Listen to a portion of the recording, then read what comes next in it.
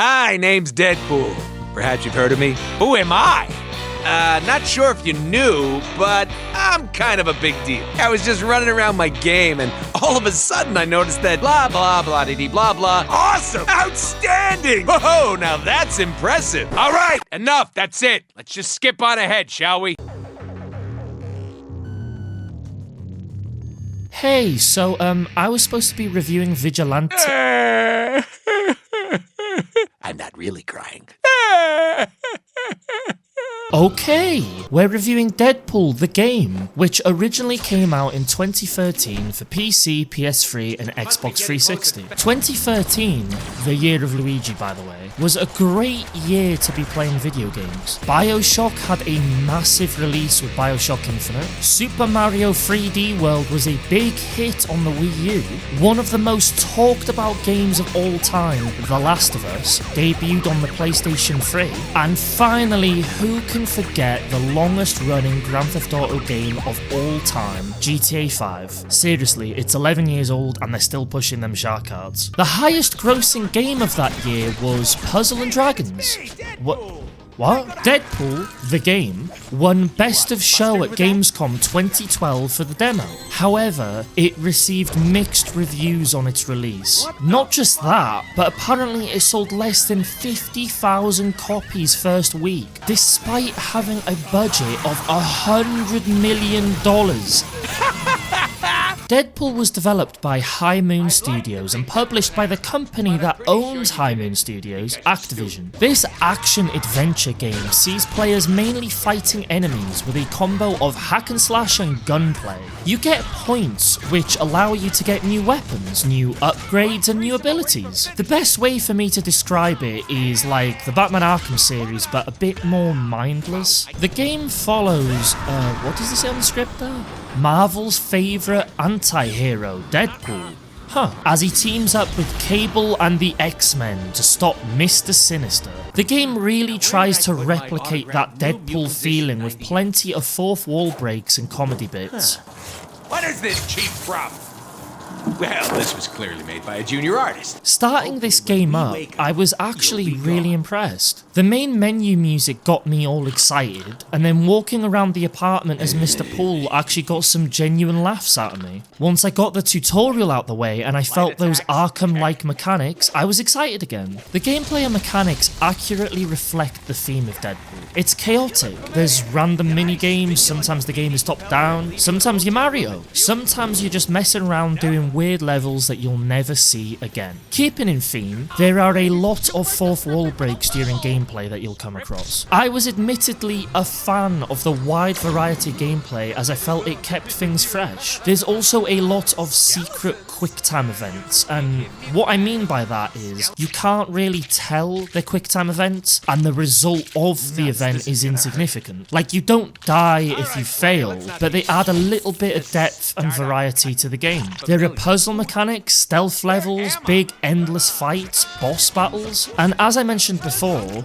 random mini-games out of nowhere. But is the game a jack of all trades, master of none? Well, the actual gameplay loop itself was good. There's a wide variety of weapons and upgrades you can get once you get the hang of the game, and it ends up making you feel like an unstoppable force, but you've earned the right to be that unstoppable force. I will say though, while it was good, it was also simple, which works for some but not for others. Essentially, the game is very linear.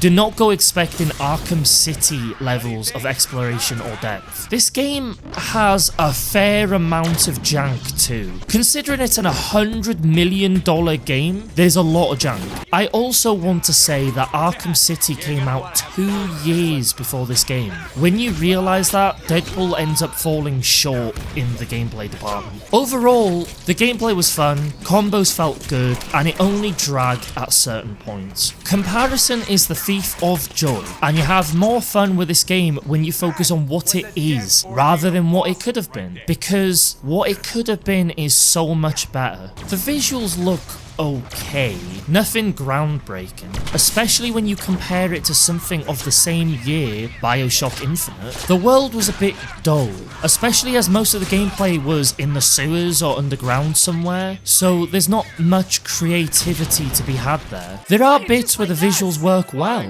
mostly for gags or fourth wall breaks, but that's about it. Audio is where this game really shines, and that must be what that $100 million was spent on. Did I mention this game costed $100 million, apparently? Nolan North is leading the charge here as the voice of Deadpool, and Nolan North. You may know him as Nathan Drake from Uncharted. I'm talking about the actor Nolan North, not the in-universe Nolan North. Does that make sense? Cable is voiced by Fred Tatasciore? I hope I'm not butchering that name. Someone you may recognize as Soldier 76 or Zur from Destiny. I need you to listen closely. I've time traveled from the future. The main bad guy is another member of the Overwatch universe, Keith Ferguson. You may recognize him as Reaper. Come, Blockbuster. Genosha awaits. You also have Lady Death, who's voiced by the very talented April Stewart. And to round up my list of big names, Matthew Mercer is also in this game. Jotaro, Cassidy, Ganondorf, Leon Kennedy, and in this, generic ranged enemy number 5. All of these voice actors give a great performance in this game. Nolan North really nails the character of Deadpool. Honestly, even if you watch the movies and are used to Ryan Reynolds, this version of Deadpool works really well still. The music's really well done too. There's not really much to comment there. Now moving on to the main appeal for most fans, the narrative, or more accurately, the writing. There are no spoilers here for the game or for the films, just as a heads up. The story is everything you expect from a Deadpool story, and I know the design team did their research as there's really specific comic references in this game. It is almost like watching a Deadpool animated movie. The jokes are at a 40% hit rate, which in my opinion is a good rate considering the metric ton of jokes that are in this game. I usually don't laugh at any jokes in games as I find them very forced. Yes, there were a decent amount of misses in this game, but some really good hits. Darn near killed him.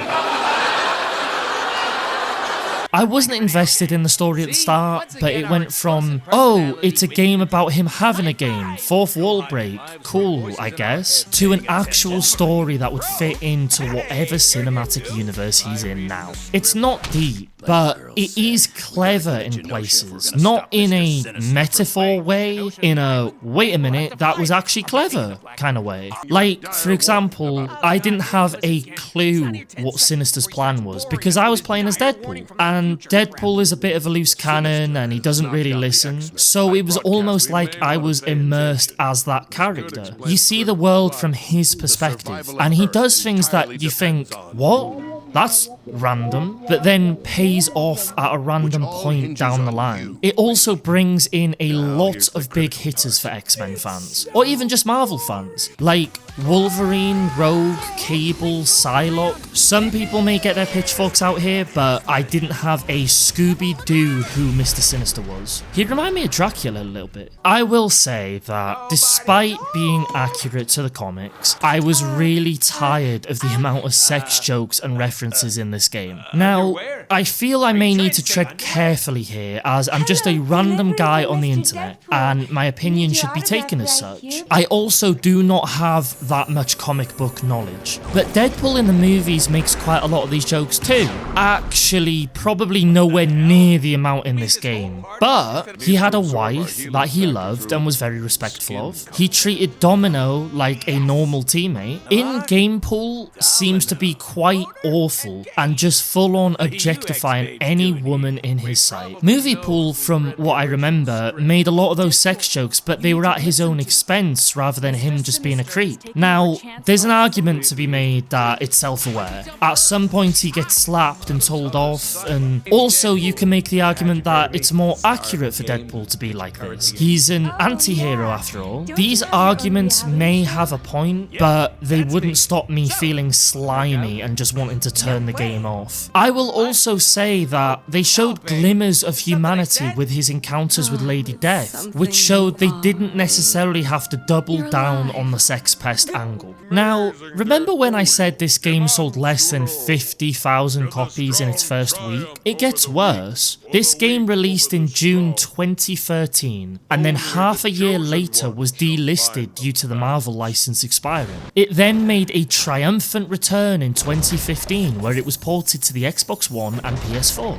This was to tie into the upcoming Deadpool movie. It was then delisted again, but this time 2 years later. When you consider this was a $100 million game, it's just a mess, and if it was anyone but Activision, they would not have recovered from this. According to VG Charts, it approximately sold 1.4 million copies for all consoles, so not including PC sales, I believe. To put this into comparison, Arkham City sold 12.5 million copies for all platforms. To make another comparison, The Witcher 3 costed $81 million in total, apparently, so $100 million for a game budget is bonkers for what came out. Before anyone brings up today's figures, the industry is a completely different beast to a decade ago. Cyberpunk costed $441 million in total. Monopoly Go, of all things, has spent $500 million on marketing alone. It's a pretty scary world that I don't want to talk about,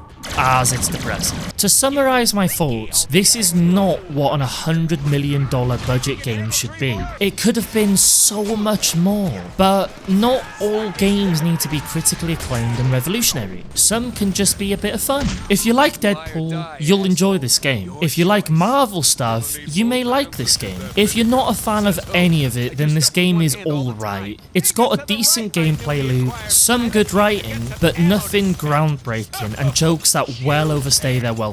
If you're interested in this type of game, but not a fan of Deadpool or Marvel stuff, then I would 100% recommend Arkham City over this game. It is significantly better. Why is he looking at me like it's my fault? I didn't make the game. Well, this is it. That was quite a nice journey we went on, wasn't it? We made some friends along the way. I met Nolan North. In-game Nolan North, not the real-life Nolan North. Forget it. If you like this video, subscribe for more, as I'm releasing videos every Friday and not going to stop. Just press the damn button! I'd also like you guys to let me know what your favourite Marvel game is. I personally loved the 2021 Guardians of the Galaxy game, but I must admit that I've not played many Marvel games in my time. Thanks for joining us on this journey through time. Have a great morning, afternoon, evening, wherever you are, whenever you are, and be sure to check back in next week when we won't actually have any special guests and can actually do the vehicular combat I planned before. See you then. Did I leave the oven on? Do I even have an oven?